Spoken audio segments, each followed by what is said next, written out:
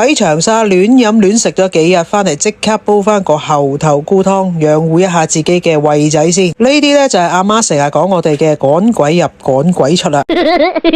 煲猴頭菇呢，記得將個猴頭菇呢反覆咁捻下去啊，揸下去啊，反覆咁換多幾次水，直至啲水呢變清為止，咁啲湯呢就冇咁澀噶啦。萬一澀嘅話呢，啲蛙鬼唔肯飲嘅。今日呢就煲扇骨，想再好飲啲呢，就搭多幾隻雞腳，俾幾塊螺片入去。除咗猴頭菇之外呢，今日再搭啲羊肚菌。呢輪太熱啦，大人細路都要增強下體質。咪先一個唔覺意又中招噶啦，咁我哋俾啲淮山啦、時實啦，健下個脾胃啦，再俾幾粒嘅紅棗，怕燥嘅就去核，咁我受得嘅，所以就懶得去啦。再俾2粒蜜棗，俾塊陳皮，煲佢個半鐘左右就 OK 啦。咁呢個湯呢，都非常之適合成日加班食冇定時嘅打工人啊，又或者成日應酬啊、胡吃海喝嘅朋友仔啊，煲出嚟呢，香噴噴，一家老少都啱飲，揾味啊！